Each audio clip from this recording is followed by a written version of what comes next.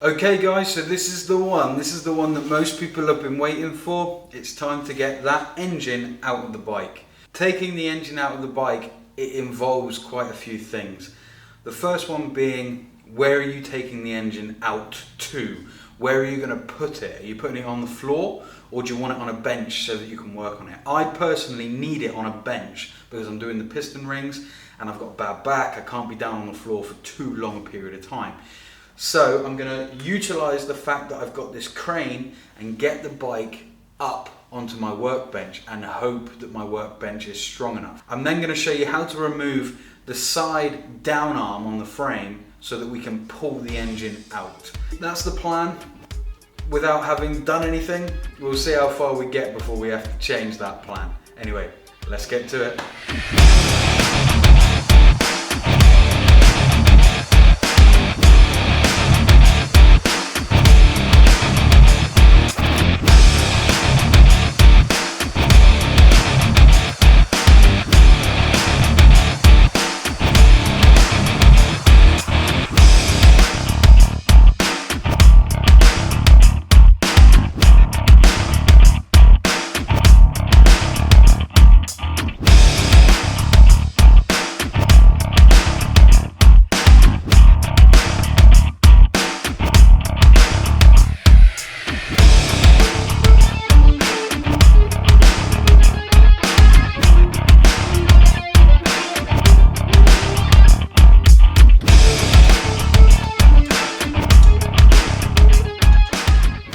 So all I'm trying to do here is remove the bits around the engine that I need out of the way before I start taking it out. So for example, the rear brake master, that has to come out. Just a couple of bolts to hold on, that holds on the entire bracket. So that's the first one. And we've got another one in here and potentially another one down here.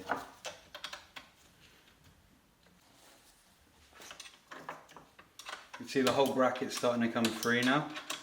Just saves having to take all the pipes off individually. Makes putting things back together a bit easier. Okay. Right. So there's the master. There's still a bit of oil in there.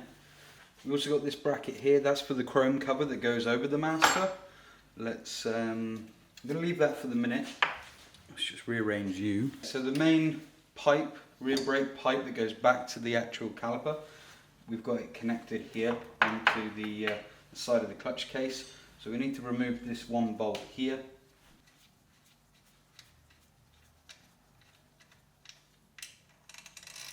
And put that clutch case bolt straight back in. This obviously will be, the clutch case will be coming off soon, but not before we get the engine out. This needs replacing. See how terrible this all is. This can't go back on the bike. And we've got the starter motor cable that runs underneath. Let's remove that. Just run your fingers along the bottom and roll out these little grip clamps. I've got a reusable zip tie here. Just pop out. Now that starter motor cable there. See how we've got an attachment here. I'm going to go ahead and assume that that is some form of sensor, probably the oil sensor. Let's remove that. This is a 7mm.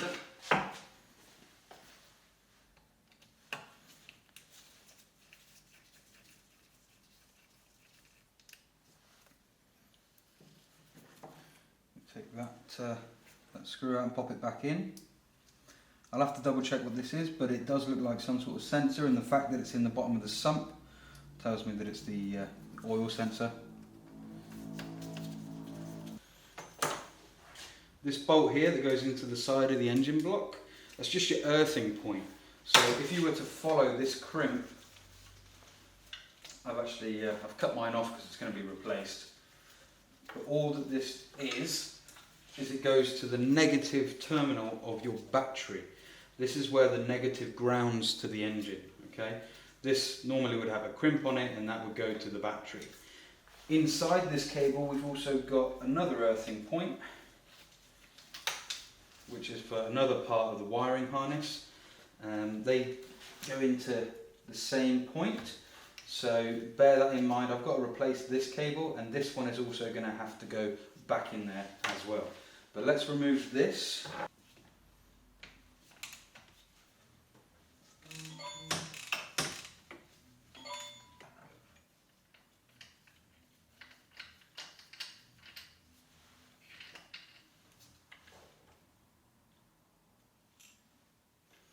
Put this bolt back in. It is part of your actual engine casing. So we're going to remove the regulator. Some of you might have it here. It depends on the model. I know it kind of moved places here and there on different models. Mine's on the inside part here. 8mm bolt and then Allen key this side.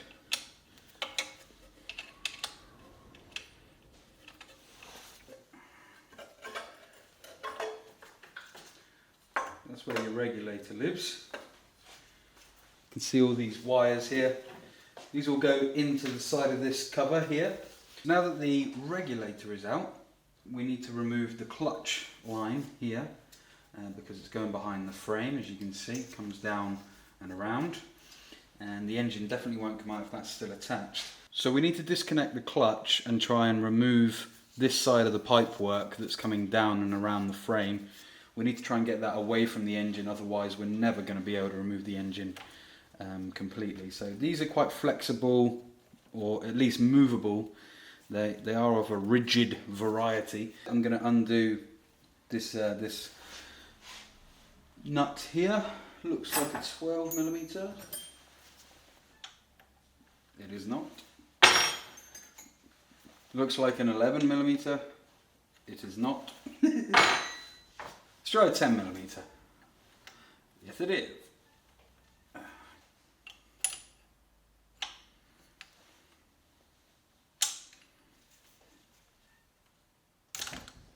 we are. Crack that free.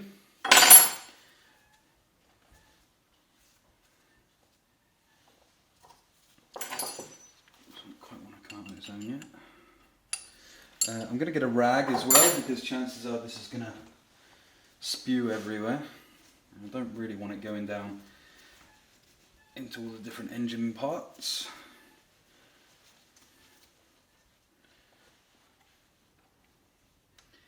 Apologies if things are a bit slower today.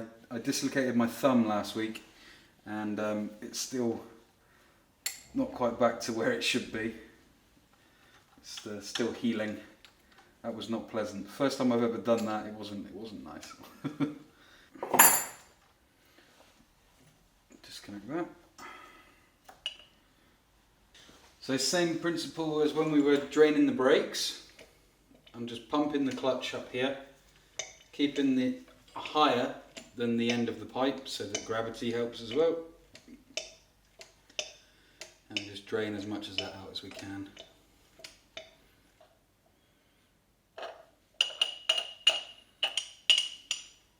Not too bad. Not great. But like I say, I've definitely seen worse. So in a minute we're going to feed this pipe back up through the bike and take it out of the yokes so that it's not on the bike anymore. In fact, let's do that now. The bracket here at the top, and unlike the other ones that we were messing with earlier, this is a rigid one, but there is a bolt holding it on, so I might try and get in there and loosen this bracket up, because at the moment I can't get it out. So let's see, I think that's a 10. You won't be able to see that it's a really quite tight spot, but if you follow where I'm undoing here, you'll see the bolt that I'm talking about. Cool, so that's the little getting question. Take that one out, and now this bracket at the top here I can also take out. That was holding on the clutch That's mounted underneath this bar across here. It goes underneath and up in. Okay, so because we can't disconnect this hose into separate pieces here, it looks like it's been installed after the engine has been installed, which obviously would make sense, seeing as it wraps around the frame.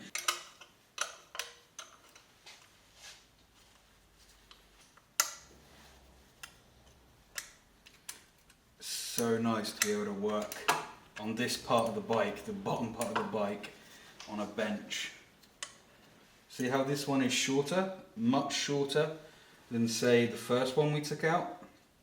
It's really important that they go back in the way that you are taking them out.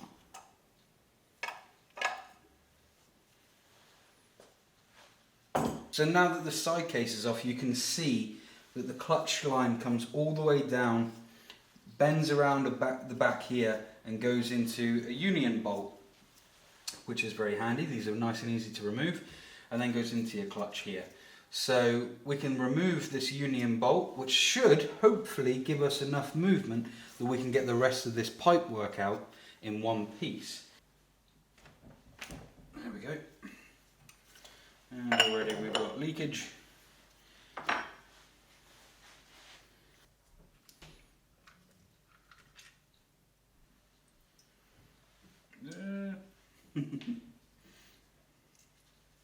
Now this cable, now we should be able to remove. Here's the clutch here. You see how it's all connected in one piece. I'm hoping we can feed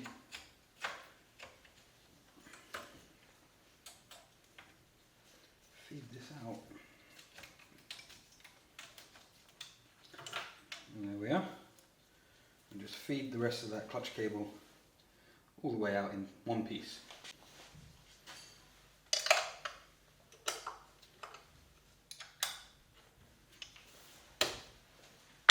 Okay, so the last piece of the jigsaw puzzle here before we can remove the engine is to remove these brackets here so that the compensator valve is free and able to be moved out of the way. I don't really want to go messing with the timings of this and the tensions in the cable or anything like that.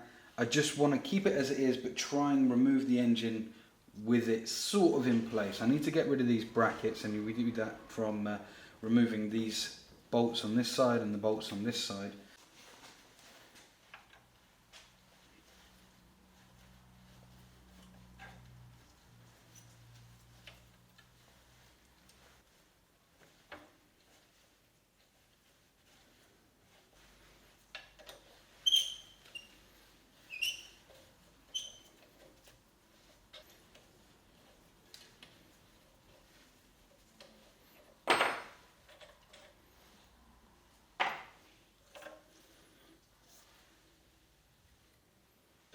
So once we've removed the supporting bolts either side of the compensator, if you're lucky, you might be able to get it to come out. Now I've got a few bits and pieces here, like this bracket, this flexi bracket, that is sort of stopping it from coming out. And I don't want to put too much pressure on it. I definitely don't want to damage the wiring. So what I'm actually going to do is I'm going to loosen off the engine mount bracket bolt here, which should give me leverage on this bracket to move up and down, and do the same on the other side, so that then we can remove the compensator, or at least have it so that it's free and not getting in the way of these engine mounts.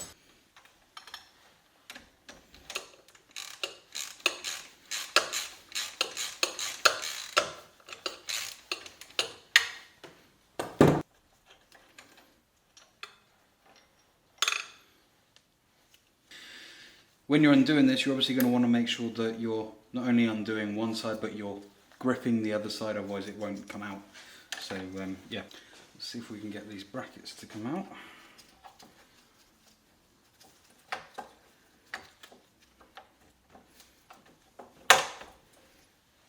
Bracket number one. And now this is free to move and position where we need. So still got to be careful. Don't want to be putting any tension on anything here, but we can maneuver it as such. So the time has come that we can now start removing the rest of the engine mount bolts. We've got one up here that we're going to go with first.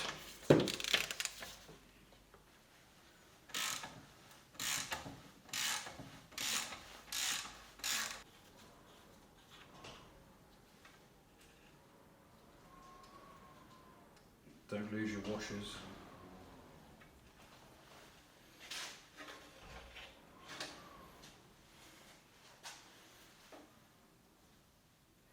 Spun the bike around so that we can work on the front mounting bolt on the bottom of the frame. Now what you're looking for is that you want it to be effectively impossible to remove. If it's too easy to remove, then it wasn't torqued right. Now there's no way that at this moment in time my ratchet is going to be able to loosen this off. So I'm going to use an old trick where getting the right size spanner, a bit of pressure underneath it, and then take a hammer and, as you've seen me do, and just tap upwards. And this acts as an impact driver. Not nearly as quick or as efficient, but it will work.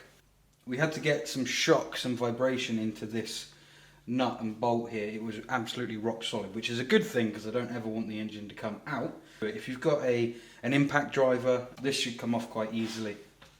But as you can see, it's loose now.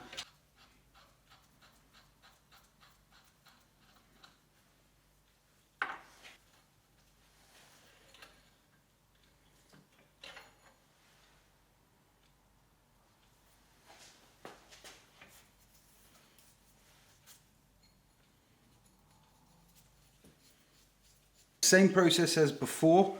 We've got a through bolt, goes all the way through these two mounting points here on the front of the bike. I'm going to get a spanner on one side, ratchet on the other, and remove this one. And then I think the engine is free. This is a 17mm. Let's see if we can get any movement at all here.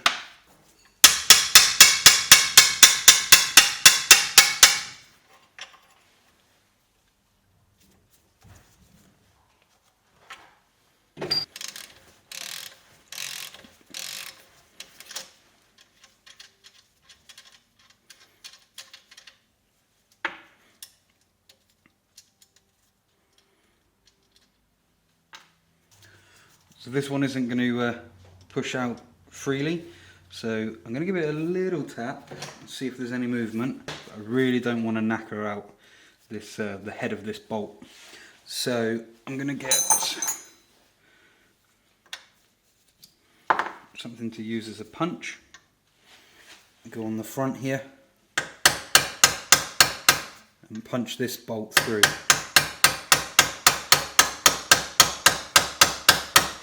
See the frame drop away then? Okay, so I'm actually going to put this bolt back in.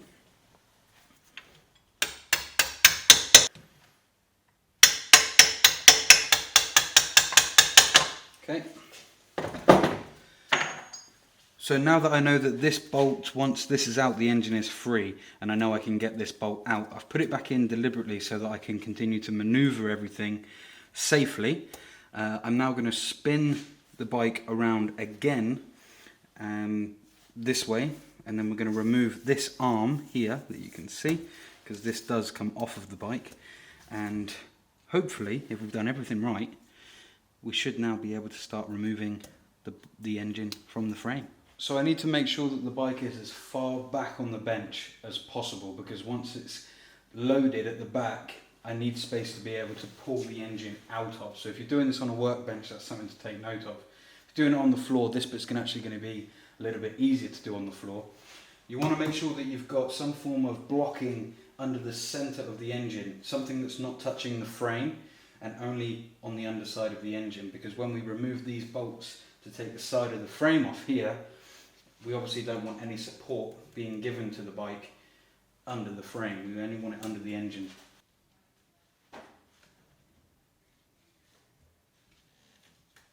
So I'm going to loosen up these Allen bolts up here.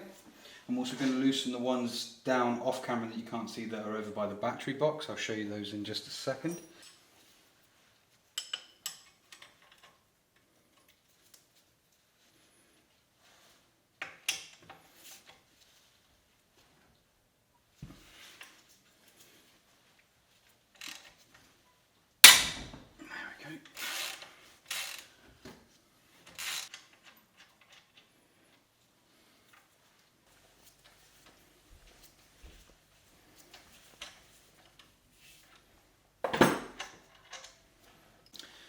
So as you can see, now that we've taken off these two bolts here, the frame is actually almost ready to come off of the rest of the frame, this down pipe here.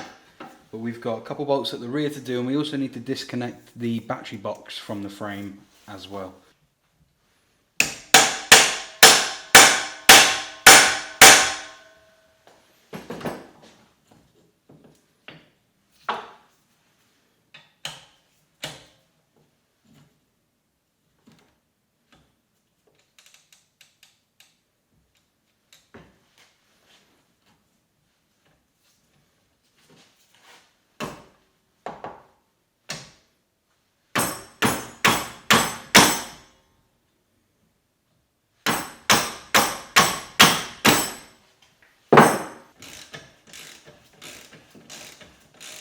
The reason I've built this little leaning tower of Hagar is because the only tool I've got for these particular Allen bolts to fit on my ratchet, because they're too long, really there's too much distance, so when I'm trying to wrench down on them it's actually twisting, and that's the number one way to round out your bolts.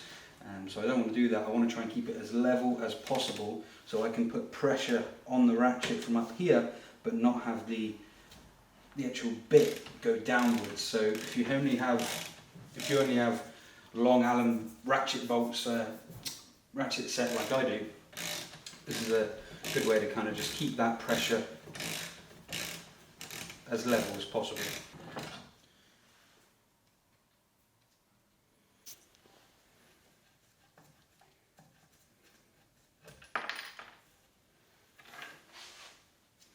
So the battery box arm is now removed. And the only thing holding this side part of the frame on now is this bolt.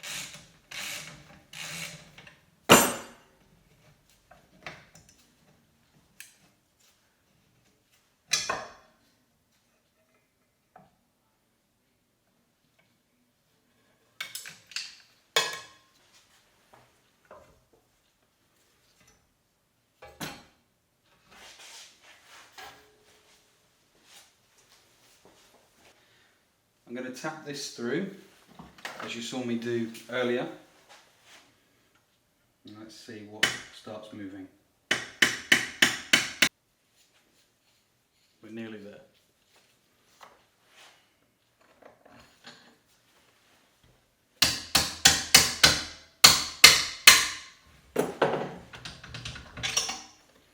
That's it. The engine is officially free. Okay, so I've taken off the ratchet strap that was used to support the engine just while I took that last bolt out to make sure it didn't fall over. Now what I'm going to do is try and lift the frame up, leaving the engine on the bench here. We're going to have to manoeuvre it around a little bit, but let's see if by lifting the weight of the frame up,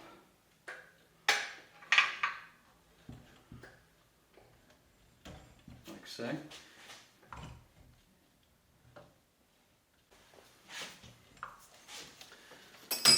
So,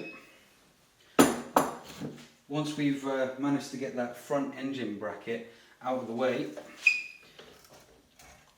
we should be able to manoeuvre the engine out of the bike. Take a little bit more weight up with the crane.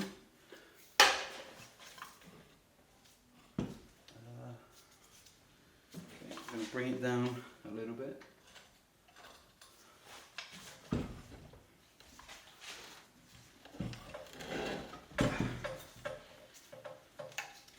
Forget about these bits and pieces that are trailing.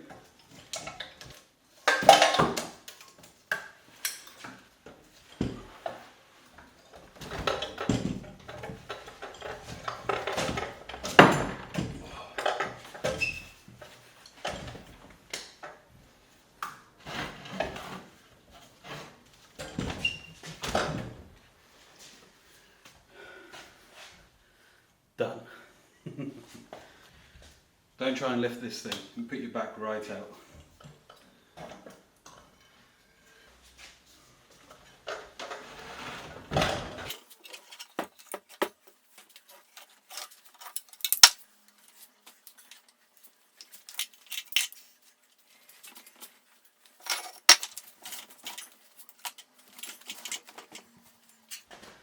Wow. Okay guys, so that's it. The engine is officially out of the frame of the bike and it's on the workbench, ready to be worked on. The frame can now go off and be sandblasted or soda blasted, back to bare metal, get rid of any corrosion that might be in the nooks and crannies, and then it can be prepped for paint. I'm thinking maybe of powder coating the frame rather than spraying it, just because it's a little bit more hard wearing, and then having all the other bits and pieces sprayed either the same colour. Well, I still haven't decided what colour it's going to go, and yeah, we'll get to that when we get to it. Part of me is saying that I should keep it the same OEM colour, the turquoisey blue, but I don't know, I'm not sure. I'm conflicted, I really don't know. Thanks so much for watching guys. I've been here for nearly 6 hours doing this. The video is probably going to be a bit deceptive of how quickly you can do it, but it does take some time and patience. If you're getting stressed at any point while you're doing this, go and have a beer, go and have a cigarette, go and sit down and watch some TV, go and chill out, come back to it the next day. This is not the right point on working on your bike to get frustrated, okay? Just stay calm. If you get stuck, check out the Suzuki manual, okay? If you haven't bought one yet, you really should go and buy one. If you have any questions regarding how things are done, I know I didn't really speak too much during the video. I needed to give as much attention as I possibly could to actually working on the bike. This is something that takes a lot of concentration. But we did it. It's done. I can now start working on the piston rings. Thanks guys, really appreciate your time. Give us a thumbs up. If you enjoyed the video, hit the subscribe button and I'll see you in part 15. Take care, all the best.